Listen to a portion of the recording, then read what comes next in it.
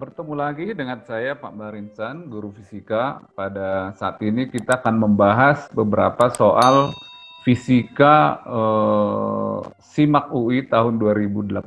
Ini adalah video kedua saya ya. Mari kita bahas. Lihat gambar ini ya. Sebuah sistem terdiri dari sebuah batang konduktor AB. Ini konduktor AB ya, bermassa M. Bermassa M yang dapat meluncur tanpa gesekan di atas rel. Konduktor paralel yang dipisahkan dengan jarak L. Jadi di daerah medan magnet ini ya, daerah medan magnet ini batang konduktor ya diberi kecepatan dengan V0. Ini adalah kecepatan awal ya, dengan V0. Nah, karena batang konduktor ini dihubungkan dengan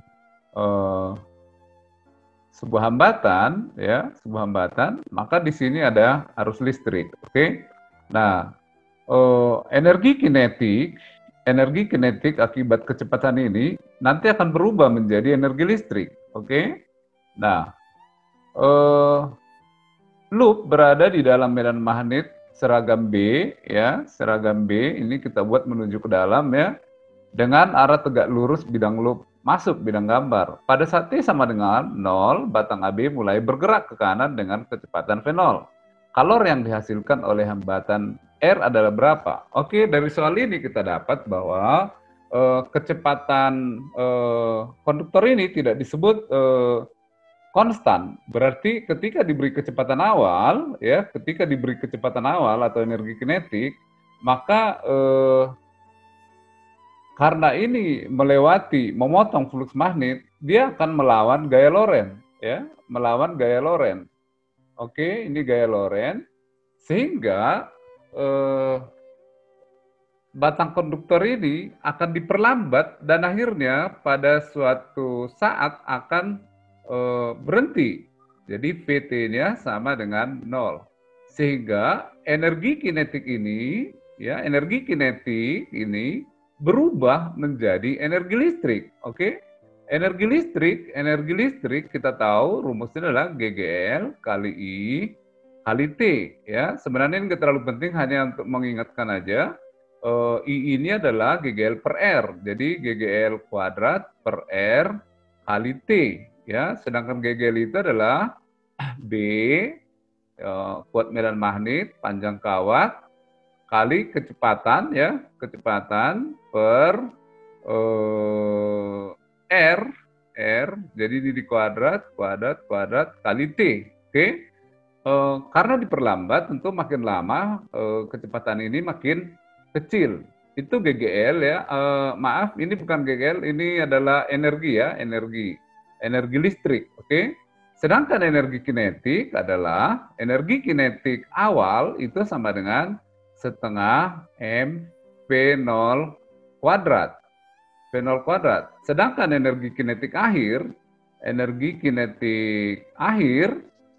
aksen lah kita sebut, sampai diam adalah 0, oke?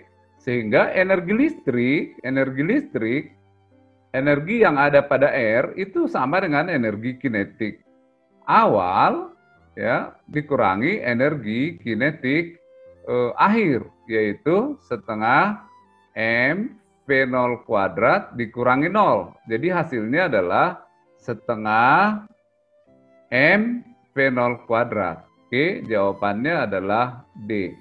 Itu pembahasan soal nomor 1, mudah-mudahan kalian paham. Kita lanjutkan ke pembahasan berikut.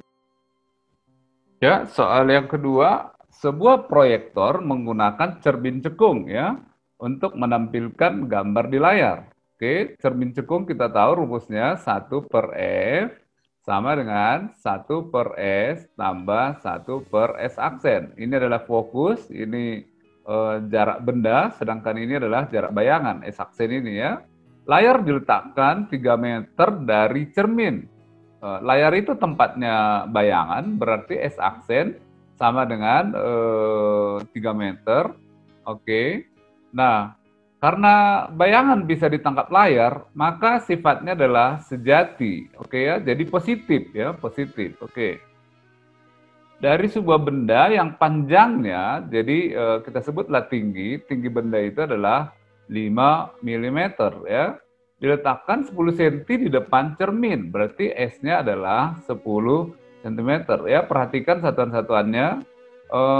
Dari kondisi tersebut didapat bayangan yang jelas maksudnya nyata dan tidak buram pada layar.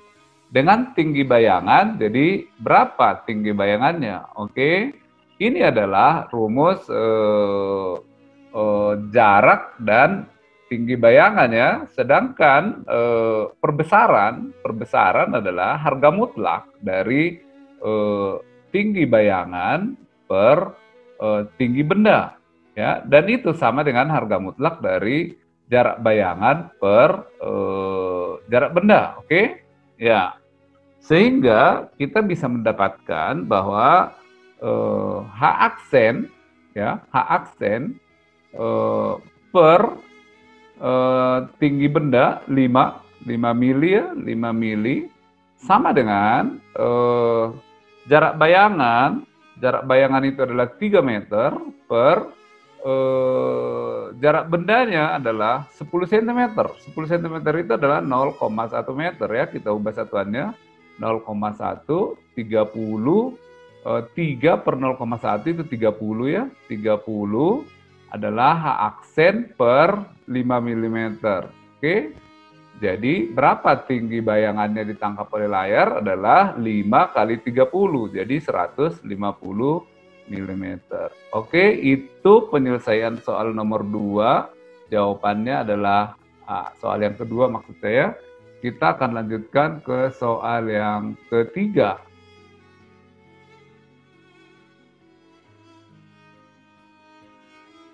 Ya, soal yang ketiga, seorang pekerja menggunakan pita pengukur yang terbuat dari baja dengan koefisien muai panjang 1,2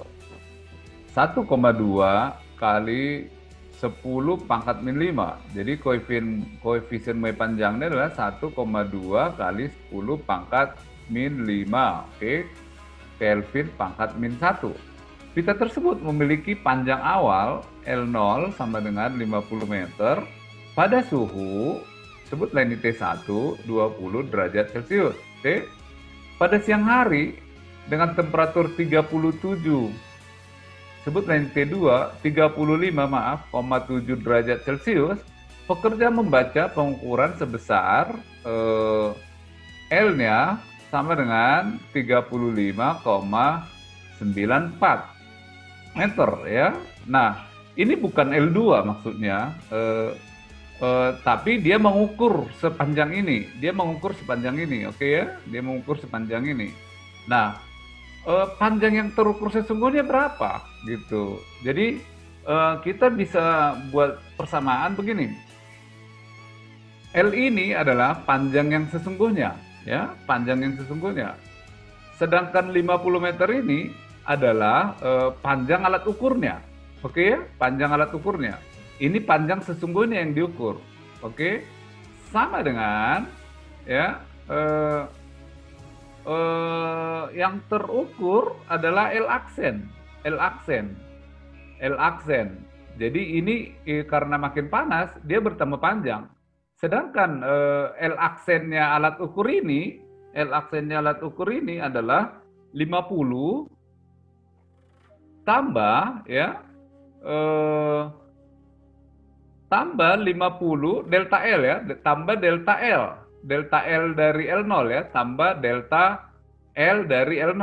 Oke, paham ya? Ini yang alat yang sesungguhnya diukur, ini adalah alat ukurnya dibandingkan, oke ya. Jadi ketika ini 50 meter alat ukurnya, panjang sesungguhnya segini. Ketika alat ukurnya bertambah panjang, pasang sesungguhnya juga bertambah panjang. Jadi berapa panjang sesungguhnya? Nah, kita hitung dulu ini. Berapa ini? Delta L ya, itu sama dengan 50 kali alfa ya. Saya buat dulu rumusnya.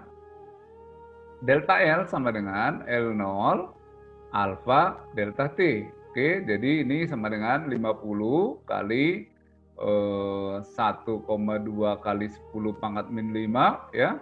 Delta T-nya adalah 35,7 kurang 20. Jadi 15,7 ya, 15,7.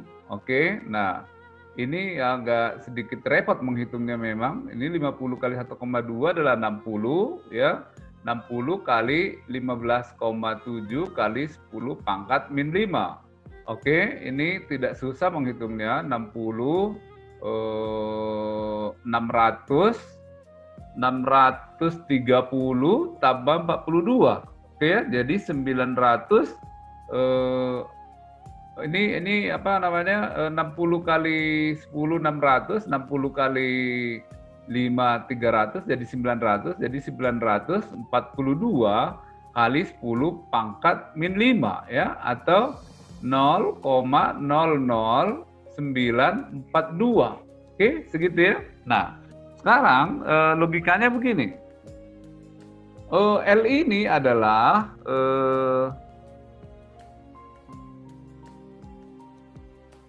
ini sebentar.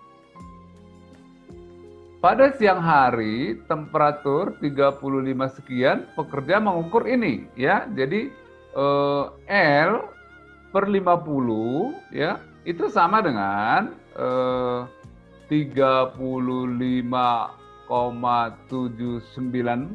ya, itu yang diukur ketika panas, dibagi 50 tambah 0,009. Oke. Nah, jadi L-nya sama dengan ya 50 kali 35,794 dibagi 50,009. Oke ya. Nah, sekarang lihat aja ini 50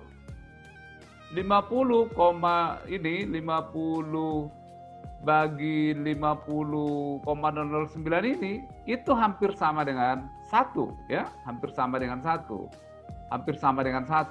Dan 1 kali 35,794 itu adalah kalau kita menggunakan pembulatan maka ini 35,8 ya, 35,8.